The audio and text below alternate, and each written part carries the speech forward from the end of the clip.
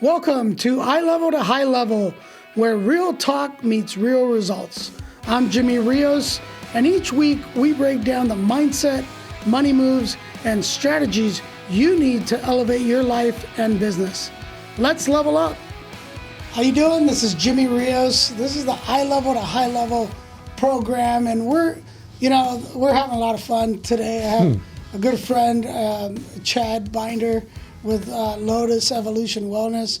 We were having so much fun with the first show that we decided to just carry on and keep him here. I kidnapped him for a little bit so that we could dive into a good concept that we just talked about, and it's about entrepreneurship. And let's talk about it, because being an entrepreneur, I've been doing this for about 23 years, and I've owned many businesses, and I've had a lot of success, and I've had many more failures than successes in this crazy world of what we call entrepreneurship.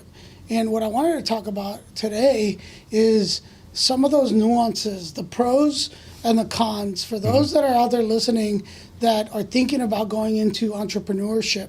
We wanted to dive in to what it is to be an entrepreneur, and some of the things that Chad can elaborate on, some of those, the good points and some of the pain points. And I think it's important that we differentiate and that we talk about it, because I don't want to dissuade anyone from jumping into this arena. But it's very important to understand that if you're going to do this side of this entrepreneurial world, that you do it right, and that you because let me tell you, this can take you from one side of emotions to the other very quick, and it could sweep you, and it could bury you, and that's part of why we wanted to talk about this, right? Oh yeah. Because Chad, you've been around the block for a little bit.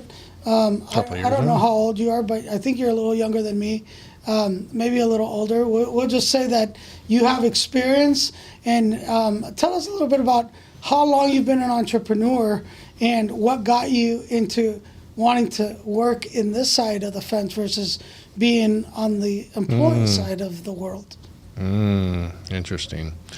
That just spurs a whole new reset in my head as far as like, how did I actually, because I mean, if you want the dirty little secret, Yeah. I'm 54.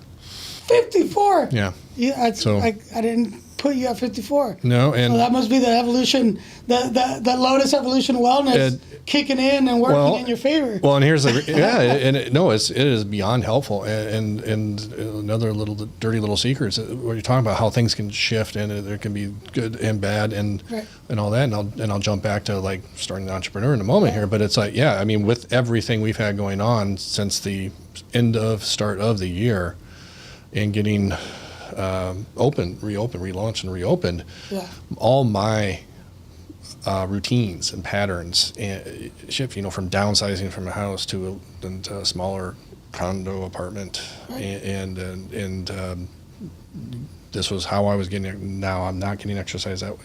Wow. And just all the stuff. I'm actually not nearly as fit as I was at the start of the year. Yeah. And so I appreciate you saying, oh, looking good, because it's like, okay, I'm back on the proverbial horse and getting set back in making, as I was saying before, resetting some simple shifts to get back onto the track. You don't have to go, if you get all excited, you do something real fast, and no matter what it is, we get excited, and after 7 to 14 to 21 days, that starts to wear down. You need like 3 weeks to make a pattern into a routine. Consistency. The consistency. Such a big one. And so and that really, and so there's that short little side note, but that goes to being the entrepreneur, and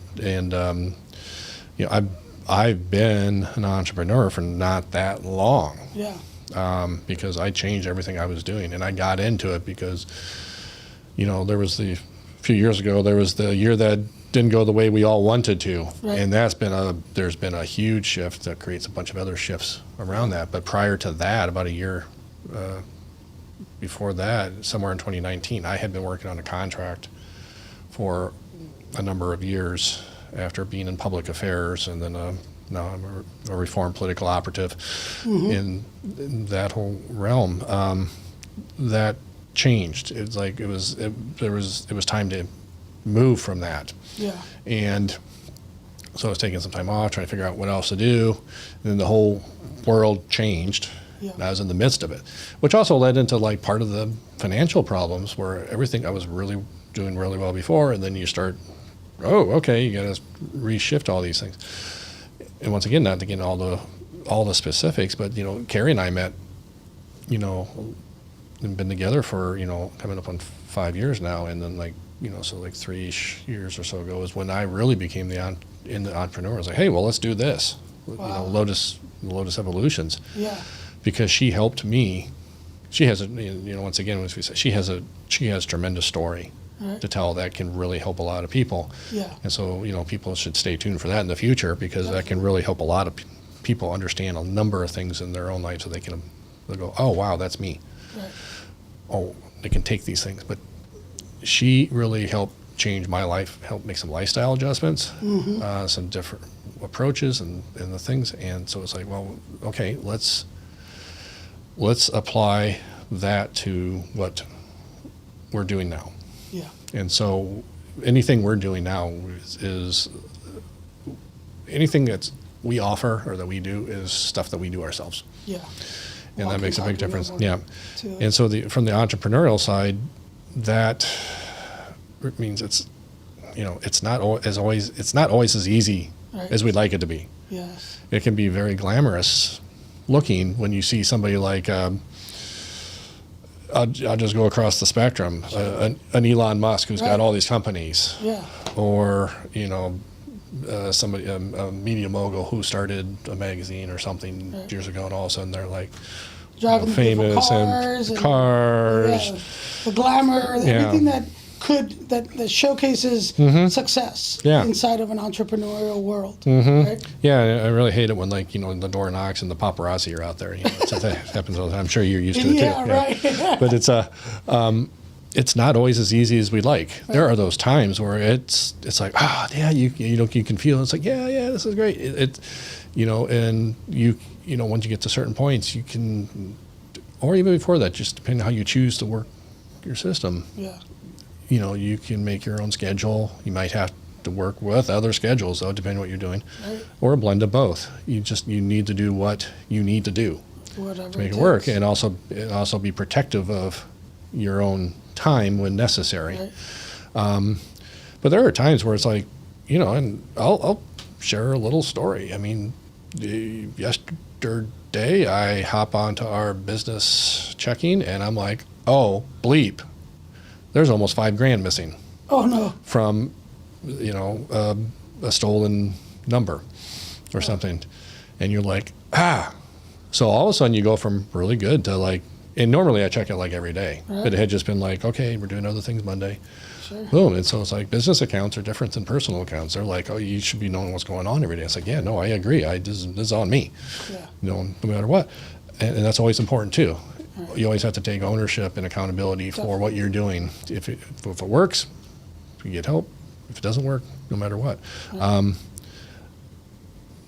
Okay, so you go through this flush out as we're saying, you can go from really great to really crappy fast. You have extreme highs and extreme lows in a matter of seconds. Yeah. Right? But the winds of change happen so quick. Oh, totally. But if, we were chatting a little bit offline there for a bit about, mindset's important, and you really have to, but it's also taking action and doing things that you really, that's where, both are integral, but you really do have to, you can't just think about it. You can't just hope about it. You can't wish about it. You do have to do something. There's got to be action. You got to do it. That leads me, when I was working, so I worked corporate. I had to work in corporate for a while, but I was building my business. So I wore two hats. It's like it felt like I was in two relationships, right? I'd go in the morning and I was Clark Kent, and then in the evening I was Superman. And it was two different worlds. And I have to say that I was miserable in one versus the other. I felt liberated when I was in my world as an entrepreneur. I felt I had the golden handcuffs when I had to go work for somebody else under their guidelines, their ideas, and not that I was very good at what I did, right? And I made good money in that arena, but I was miserable. And so there goes a point where your mental health, what that does to your choices, your ability to enjoy life. There's so many things that go with it. Now, conversely, as an entrepreneur, when I was able to finally let go of my corporate job and work on my business, right? Until you build a system where you can be working on your business and not in your business. I was doing insane number of hours, running wearing every hat in the book to run that business, to try to stay lean, yet I was still getting into debt, trying to, because I didn't have a system yet. So my sales weren't where they needed to be, yet I still had a fixed set of debt that had to be paid. My house, my cars, insurance, groceries, all these fixed expenses, right? And yet all of a sudden that cush job that I had sounded really good, because the idea of being able to work from 9 to 5 or whatever the hours were and be done with it sounded good. I get a check every 2 weeks. I got benefits, right? And it's a, I guess, false sense of security, right, that you get in working for somebody else. But we've heard it before, where they come and they take the rug from under your feet, and now you don't have a job. And many of us haven't had the wealth management to have 6 months of reserves, as many have been told to do, right? So there you are chasing your tail, because now you got to go try to find a job under the duress that you're under, right? Because you don't have anything coming in now. You don't have another job lined up, and looking for work can be a full-time job, right? Totally. So there's something to be said about entrepreneurship, in that, as hard as it is, when you build it, you are accountable for everything, yes. But there's a sense of satisfaction and accomplishment when you can maybe leave for the weekend and you've built something that is sustainable, bills are paid, things are flowing the way they should. But then conversely, until you get to that level, you're going to have some sleepless nights. You're going to wear a lot of hats.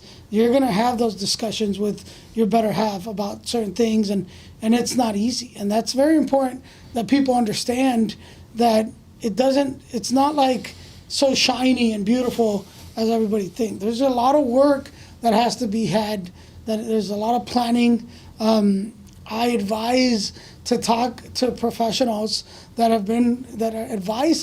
give advice on these things, because of what they've gone through or how they've helped others, right? It's important to not try to undertake this project of entrepreneurship by yourself. I think many times the biggest mistakes entrepreneurs make is that they're very good at whatever service or trade that they do or have, yet they lack in the areas of planning, money, right, budgeting, marketing. There's so many areas, accounting, right? Yeah, you could be the world's best accountant, right, or the world's best bookkeeper, or chiropractor, or in our case, biofeedback and esthetician and everything else we do.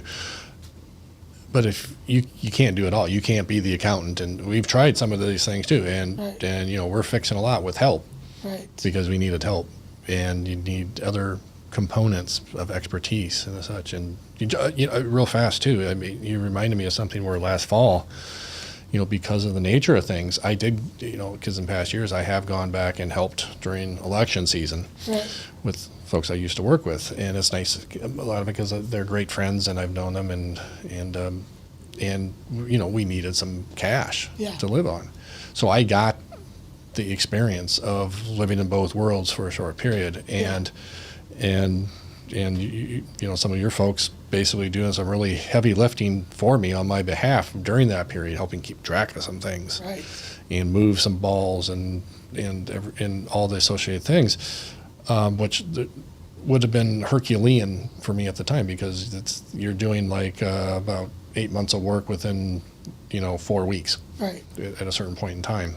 And you're still trying to juggle. And you're still trying to juggle, the business. and Carrie's doing all that back here, Right. and I'm doing some of it here. Then I'm on the road for like 2-3 weeks or whatever. Right. But it's at the end. But it's and seeing both worlds, and then also seeing the people with the golden handcuffs, Right. who I've known for a while, some of them, I'm not poking at them, but it's a reminder, because I lived in D.C. some years ago for a while. You saw some people who you think, oh wow, they got the great job, and they have some very literal golden handcuffs in places, depending on what you're doing. Some thrive and love what they're doing. Yeah.